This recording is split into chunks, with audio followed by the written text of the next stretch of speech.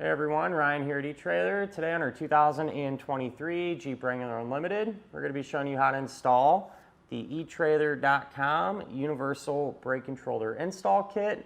Before we get into that though, let's just take a minute, check this out, and make sure it's even going to work for you. So with this kit, its primary function is to kind of fill in that gap on some of the parts and pieces that you'll need to install a trailer brake controller. So on these Wrangler Unlimiteds, some of them will have a factory tow package plug, meaning you'll have a factory 7-way already back here.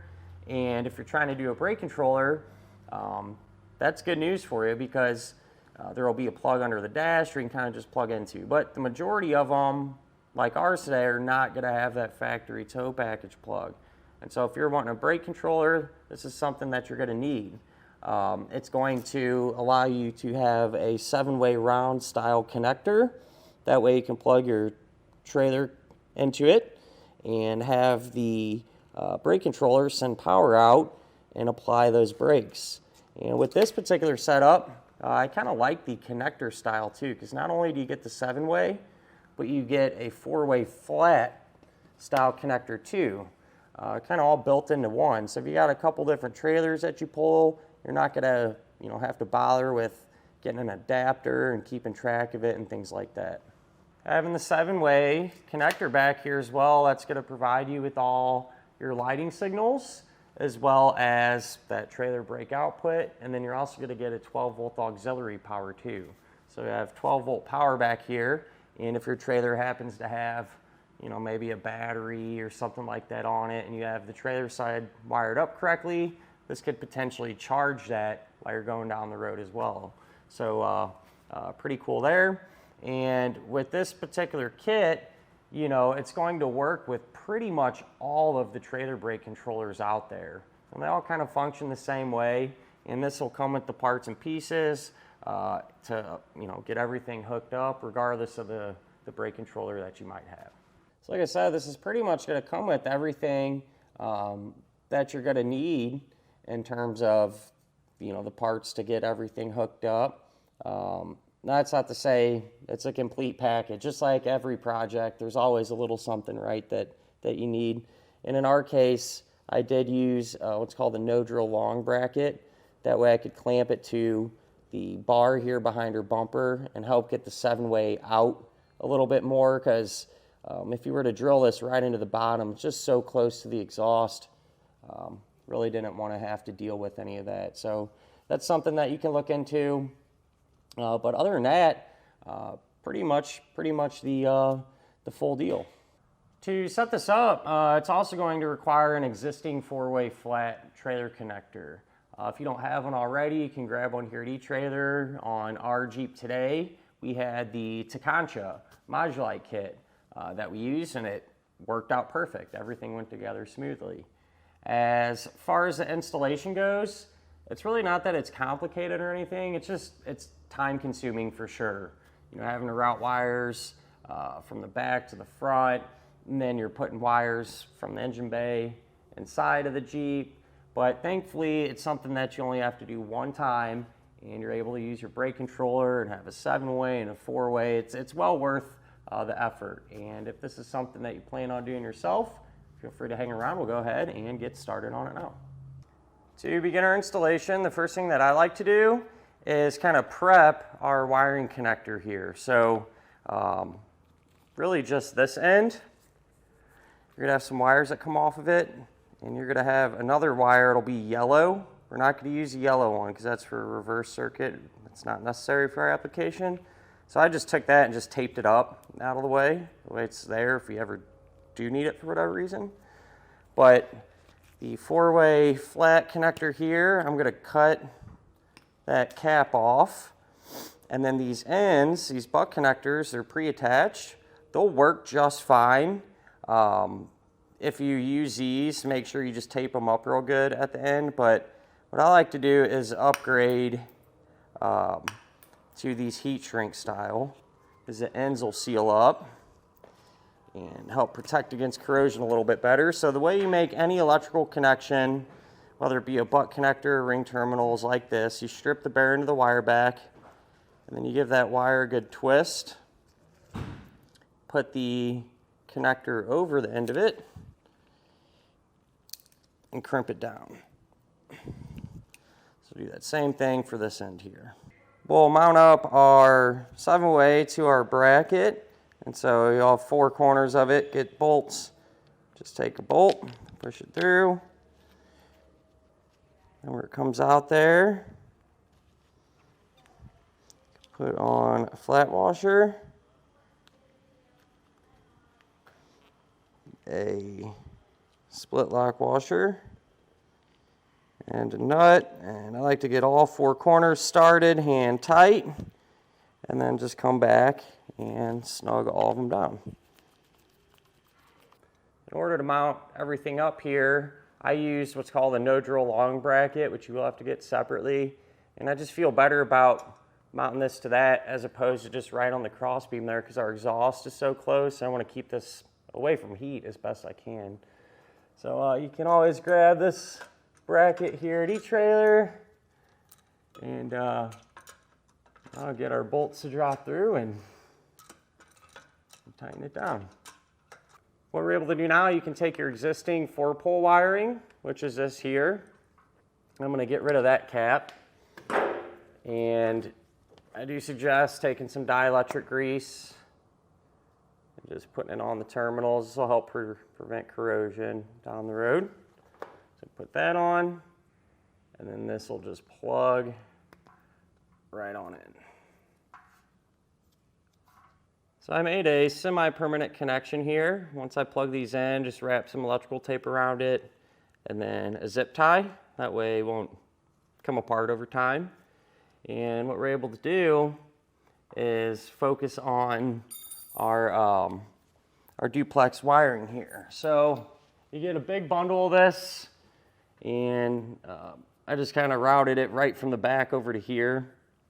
We'll take one end of it. This is going to get connected to our 7-way. But we need to separate the wires inside. There's 2 wires inside of here. So very carefully take a utility knife or a blade and cut down the center of it. Be real careful when you're doing this. Like I said, it's easy to slip. And peel off about that much probably. Something like that. And I'm going to strip both of these ends back here. These are going to connect to our 7-way. So you got the black wire. That'll go to the black wire from our 7-way. Crimp that down real good. And then the blue wire from our 7-way, we're going to hook up to the white duplex wire. Like that. And since I'm using these heat shrinks, I'm going to come back with a heat gun and seal up the ends.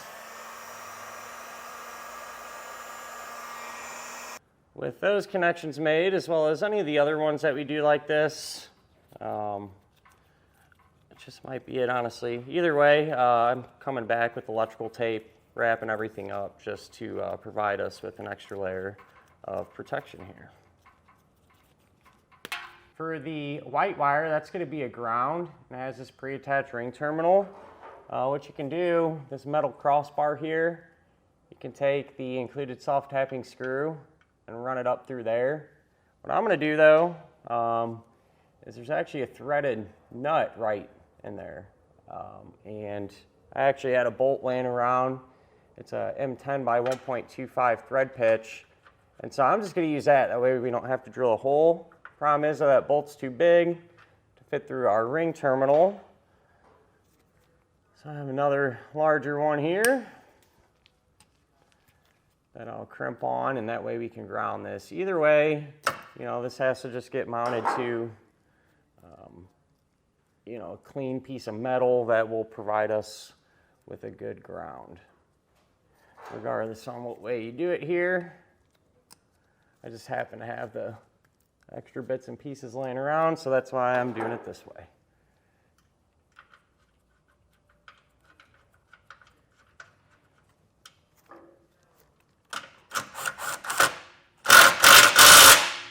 At this point, I just do some zip ties and kind of secured everything up nice and tight. Trying my best to stay away from the muffler there. But that duplex wiring, that big bundle, we need to route that up towards the front. And so what I did, it's kind of tricky to see from time to time, but I ran it essentially on top of our brace there, zip tying it along the way where it's going to kind of run over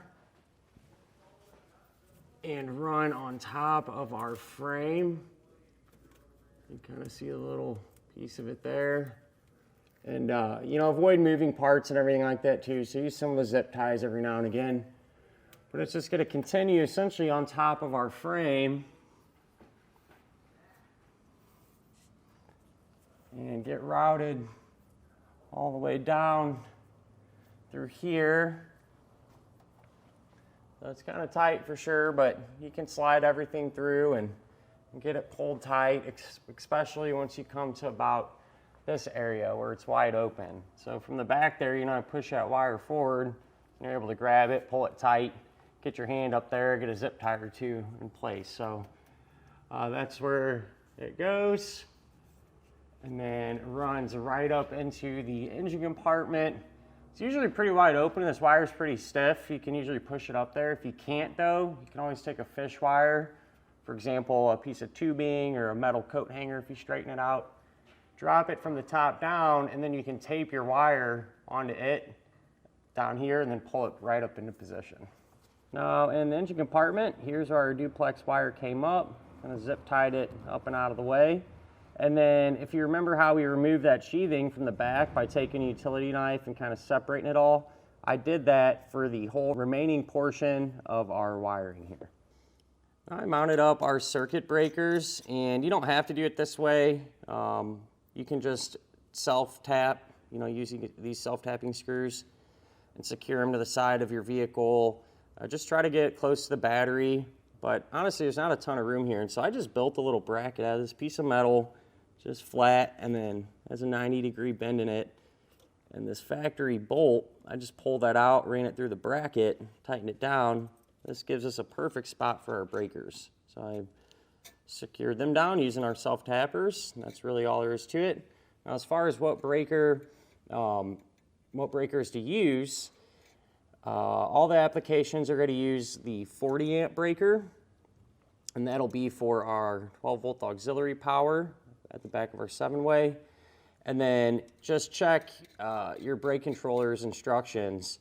Some of them want 20, some want 30, some just depend on what you're going to be doing with it, so on and so forth. In our case, with our red arc, I have the 30 amp circuit breaker, and so that's the one that I used.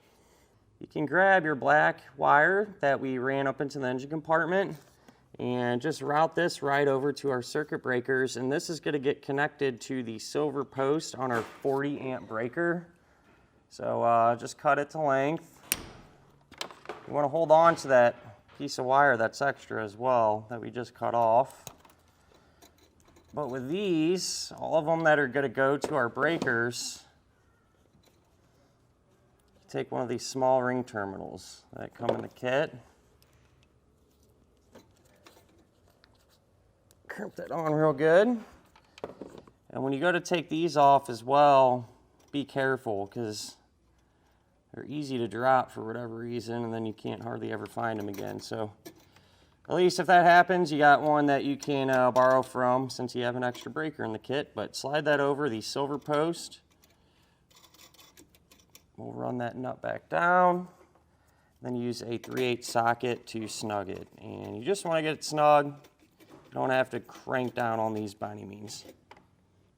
So what I've done now with some of that extra black wire that we had cut off, I took a piece of it, crimped on a small ring terminal, and I did this for both breakers here. So I have two pieces of wire, small ring terminals. Those are going to get attached to the bronze colored posts labeled battery. It's probably hard to see, but it says battery on the breaker. And tighten those down. And those are actually going to run over this way to where our positive battery post is. And on those ends, I crimped on the little bit bigger ring terminals. And eventually these are going to get hooked up to this post here, but I'm going to wait towards the very end to do that. That way we don't have live hot wires while we're trying to work with everything and get stuff routed. With that remaining portion of our black wire, I crimped on a small ring terminal and put it on the silver post on our 30 amp breaker. And at this point, we're going to need to find a way to get not only this black wire, but our white wire routed inside of our Jeep over by the driver's side dashboard area. Just for reference for a lot of you at home, there's a really easy to use grommet on Jeeps that have an automatic transmission. Over on the driver's side, kind of tucked in the corner on the automatics, which the majority of them are now, there will be a grommet, maybe about the size of a $50, and you can poke a hole in that and feed your wires right in through there. It's wide open under the dash. So that's what I'd recommend if you have the automatic route that black and white wire over here and do it that way. In our case, we have a standard transmission, so it's a stick shift, and all that stuff is being utilized. So we'll find another way in, not a big deal, but I just wanted to touch base on this part here for those of you that have that automatic transmission. So I got our white wire and our black wire routed inside of our Jeep, and that'd be a good point too if you're going to be installing a stoplight switch. That way we can pick up a brake signal, which that's what we're doing. That'd be a good point too to run that power wire. That's what this little skinny black one is here. But essentially, I just routed them loosely over through this little opening, and I'll come back when this is done and tuck everything in and zip tie it up nice. But I got it going all the way over to the driver's side there. Once you make it over to the corner over here on the driver's side, being that we couldn't use that grommet that we talked about earlier, about a foot or so below it, I actually just drilled a hole and used a bushing or a grommet, put it in the firewall and ran our wires in through the vehicle that way. On the inside, underneath the dash, here's just another look at where I was able to drill a hole and use that grommet and push our wiring through. You can remove this kick panel now over on the driver's side. And I've done that. It's just you can't really see much inside of here when I'm working. So, but this essentially just unsnaps, you know, just pops out from the plastic, and there will be one nut right there that you can remove with a 10 millimeter, and then essentially this just pops out of the way. With the wires now in here, what you can do is strip the ends back and crimp on butt connectors. And for the brake controller install kit, that's really about it, with the exception of hooking up to battery power and testing everything. But from here, generally speaking, all the brake controllers are going to be set up the same. You would hook them up, and you know, generally speaking, the blue wire from your brake controller plug would get connected to the electric brake output, which is our white wire here. And then the black wire from our brake controller plug would get hooked up to the black power wire from our brake controller install kit. So follow your brake controller instructions and get all this stuff set up before you put power to this wire and hook it up to the battery under the hood. Now that everything is all hooked up, we can come back under the hood to our battery, remove that nut there, and take our ring terminals from our circuit breakers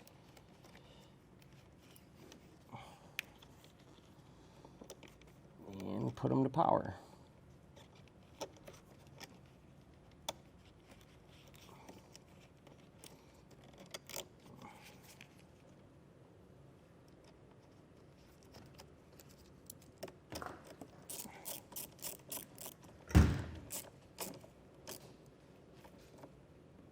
So once you have everything hooked up, it is a good idea to test everything to make sure that it's working properly. So I'm just hooked up to a test box here which simulates a trailer. You can use your own trailer, but keep in mind if you have any issues with it, it might mislead you into thinking it's something we did on the vehicle side. We'll check the functions here. So we'll try our left turn, our right turn, our running lights, our brake lights. And when I'm pushing on the brake controller is indeed sending output or power back here, so we know that's good. And in the top right hand corner of our box, we have our 12-volt auxiliary power, so we know we're good there. And that'll finish up our look at and our installation of the etrailer.com Universal Brake Controller Install Kit on our 2023 Jeep Wrangler Unlimited.